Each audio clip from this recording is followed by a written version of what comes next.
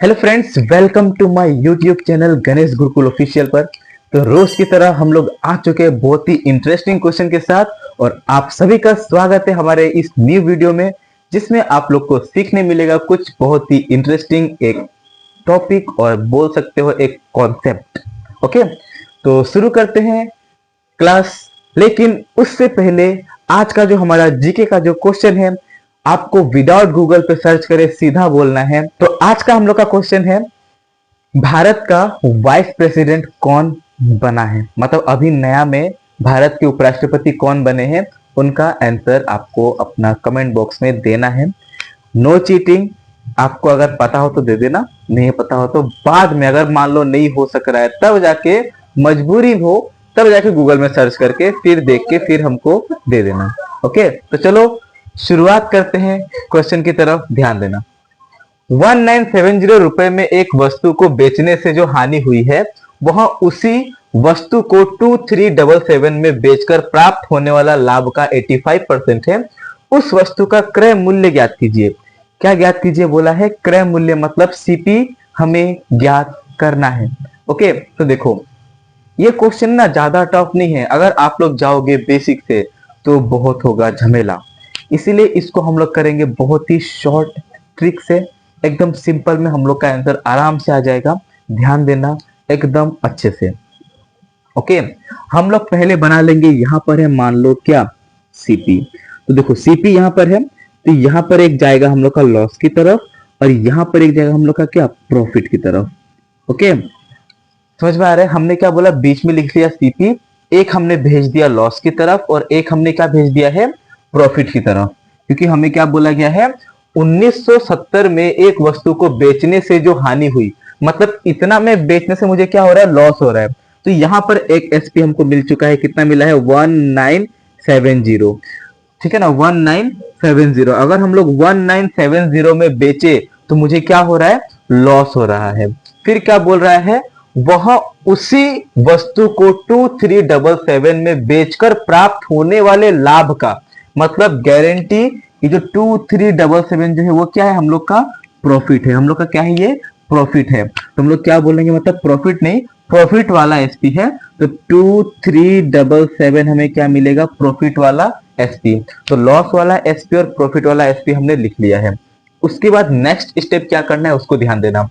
1970 में एक वस्तु को बेचने से जो हानि हुई है, वह उसी वस्तु को 2377 रुपए में बेचकर प्राप्त होने वाला लाभ का 85% है। मतलब जो लॉस हुआ है ना, लॉस प्रॉफिट का क्या है, 85% है। लॉस प्रॉफिट का क्या है, 85% है।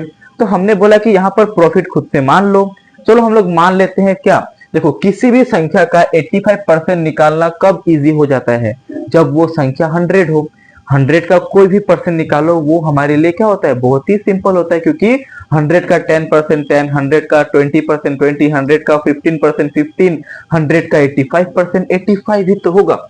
ओके, तो क्या बोला गया है, होने वाला लाभ का कितना है, 85% है। तो हम लोग बोलेंगे कि प्रॉफिट को मान लेते हैं 100, तो 100 का 85% लॉस कितना हो रहेगा, 85।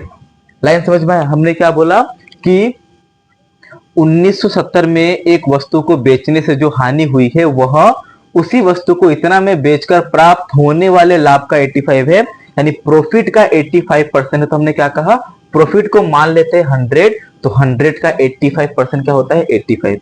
इतना आप लोगों ने लिख लिया। तो फिर यहां पर लगा दो एक रेशियो, हो सके तो यहां पर आप काट सकते हो, अगर आपका इच्छा है काटो, मत नहीं इच्छा है तो मत काटो, तभी भी हम लोग का आंसर आराम से मिल जाएगा। ठीक है ना, काटना है तो काट सकते हो, नहीं तो आप इसे मत काटो। ठीक है, तो हम लोग क्या बोलेंगे, चलो हम लोग नहीं काटते हैं।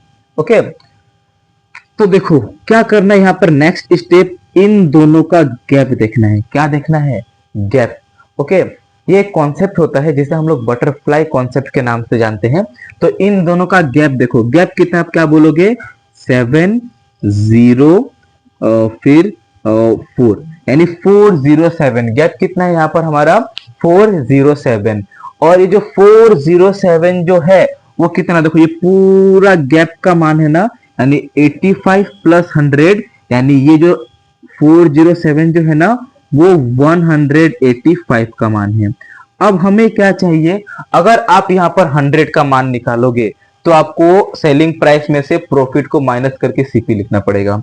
अगर आप लोग लॉस का मान निकालोगे तो सेलिंग प्राइस में लॉस जोड़ के आपको क्या निकालना पड़ेगा, सीपी निकालना पड़ेगा। तो आप क्या बोलोगे कि जोड़ना हमारे लिए बेसी मतलब जोड़ना हमारे लिए इजी हो जाता है। तो हमको क्या चाहिए, हम लोग को यहाँ पर 85 का मान चाहिए। ओके, अब देखो ये किससे कट किससे रहा है, तो पहले हम लोग इसे 5 से काट लेते हैं। 5 17 85, 5 तिया 15 और 5 7 35।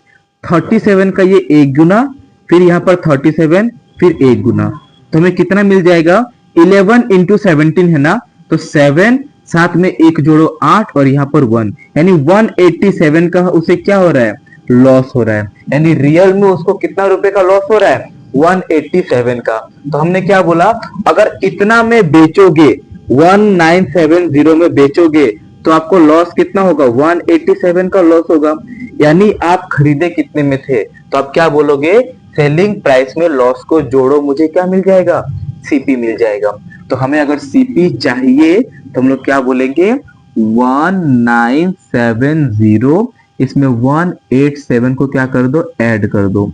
तो यहाँ पर 7, यहाँ पर 5, हाथ में 1, 9 1 10 11, हाथ में एक और एक 2, यानी 2157 जो हम लोग का करेक्ट आंसर होगा, ऑप्शन नंबर डी।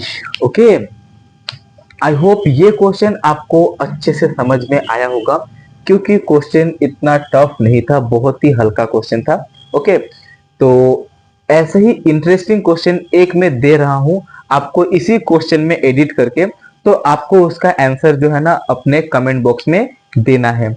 ओके, तो ध्यान दीजिएगा अच्छे से, ये समझ में आया है ना अच्छे से। तो हम लोग, मैं जो अभी क्वेश्चन देने वाला हूं उसमें मैं ऑप्शन नहीं दूंगा, उसको आपको खुद से ही सॉल्व करना है। देखते हैं कौन इसका करेक्ट आंसर दे पाता है। ओके, तो यहां से ये एक लाइन को मैं हटा रहा हूं और जो दूसरा ये वाला लाइन को मैं हटा रहा हूं। ओके, और ये 85% को भी मैं हटा रहा हूं, ताकि हम लोग का आंसर थोड़ा जल्दी और इजीली मिल जाए। तो देखते हैं, मैंने पता है क्या दिया, मैंने दिया कि मान लो 2500 में एक वस्तु को बेचने से जो हानि हुई है वह उसी वस्तु को इतने रुपए में बेचने पर, ठीक है ना, कितना में बेचने पर, तो ये हम लोग दे देते हैं, एक मिनट, अच्छा इसको ले लो यहाँ पर 2400 और यहाँ पर लिख लो जितना हम बोल रहे हैं 4800। इतना में बेचकर प्राप्त होने वाला लाभ का कितना परसेंट है, 20% है। कितना परसेंट है, 20% है। हमें उस वस्तु का क्रय मूल्य बता देना है।